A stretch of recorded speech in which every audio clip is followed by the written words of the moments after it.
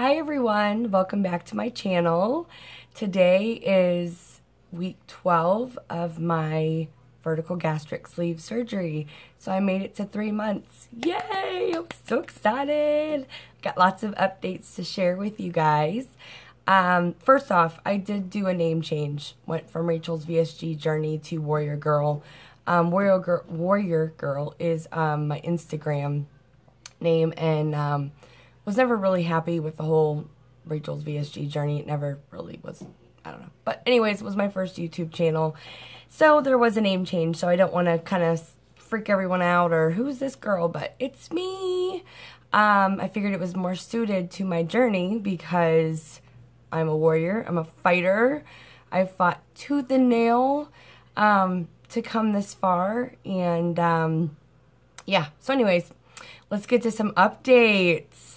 So I had a goal to hit 50 pounds by month 3. That was just a goal that I set in place, and I was really working hard to do it. And as of this morning, I came in at 49 pounds even.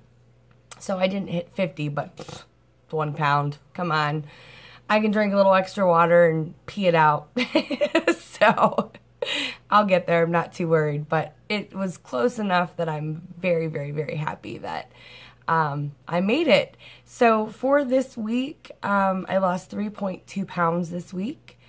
That puts me at, for June, 14.1 pounds that I've lost in the month of June so far. So that's pretty good. That's right up there with almost like in my first month. May wasn't as glamorous, but I made up for it in June. So woohoo!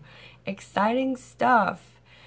So let's see, what am I going to talk about tonight? I've got lots to discuss, but I gotta like wrap my brain. I've tried so hard to make this video, and I keep having phone issues and technical difficulties, so here we go. Let's hope it makes it.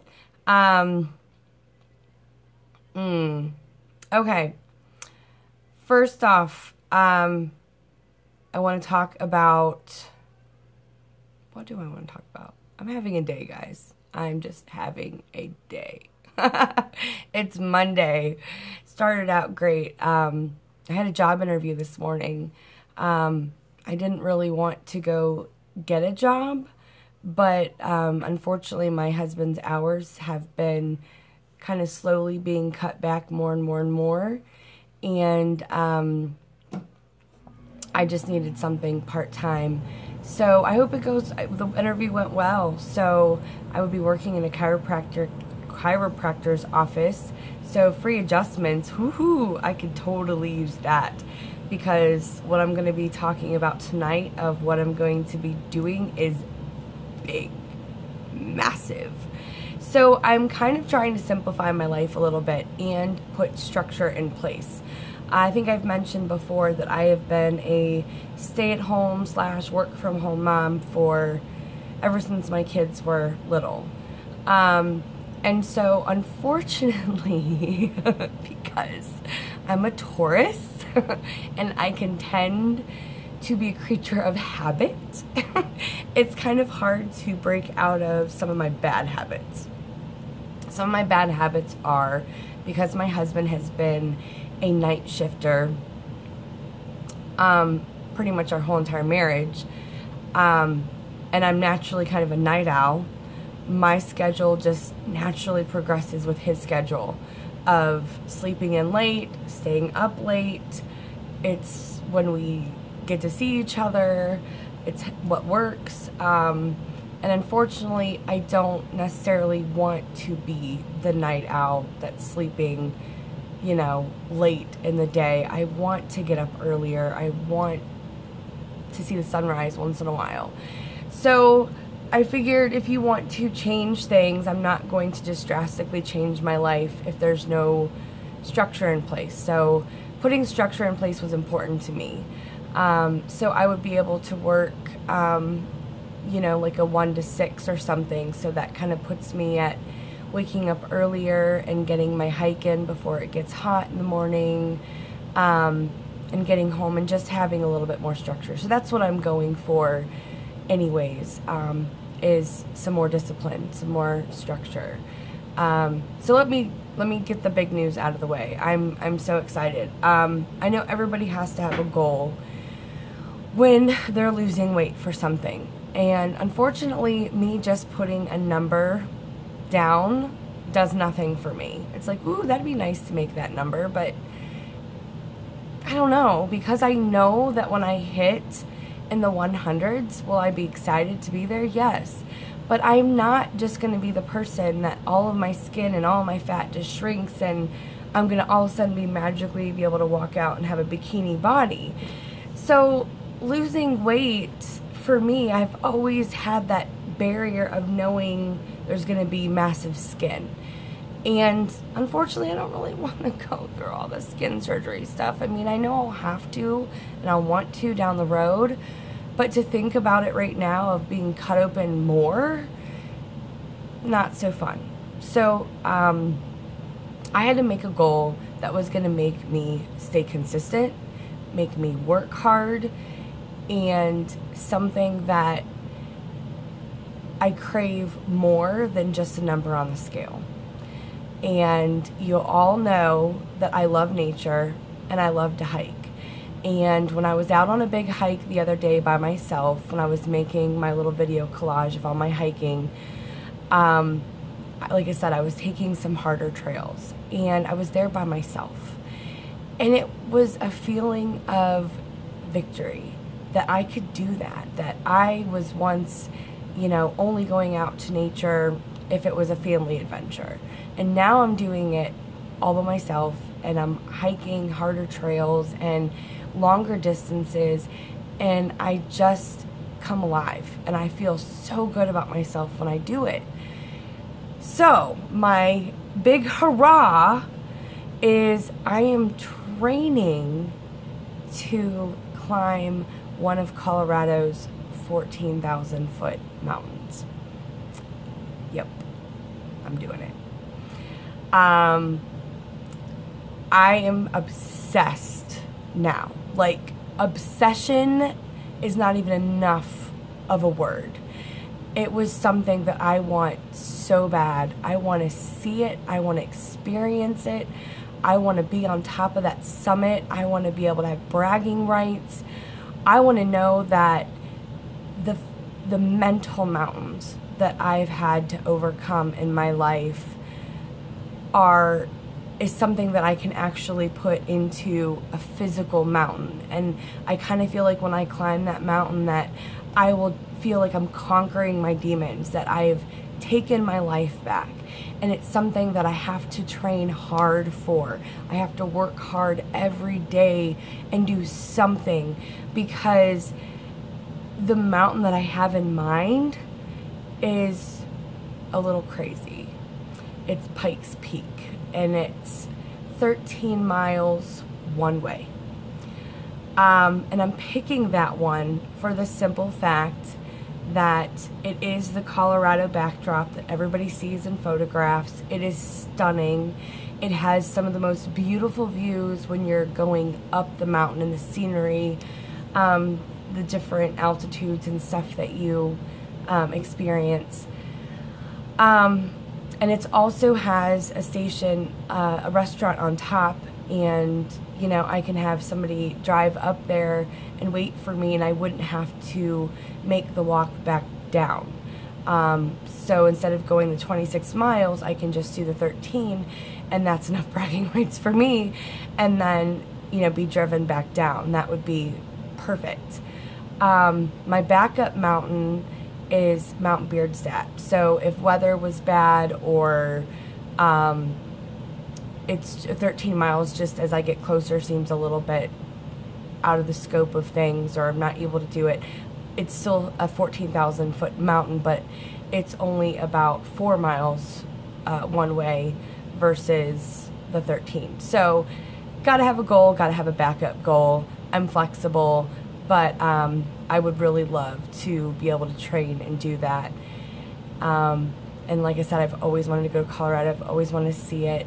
and it just sounds amazing. And I know I can do it. I mean, if I can do a 5-mile hike, and I'm conditioning myself for a year, and that's what I would like to do next spring. And again, flexible, because I know up in the mountains up there they get snow. I would preferably rather go when there's not snow on the top of the mountain and not dealing with, you know, storms. So I'm just looking at, like, you know, late spring, early summer of next year. So I will have a year to train, get as much weight off as possible, because the less weight I have is the less weight I have to carry up that damn mountain. But that's what I want to do, and I cannot be more excited for it. And I don't think, if I do this, I don't think it'll be the last. I think it'll be a new addiction of mine, because just even closing my eyes and thinking about it, the emotions and stuff that I feel for how I would feel if I accomplish it is just addicting to me. I want more. So that is what I'm doing. I will be videoing.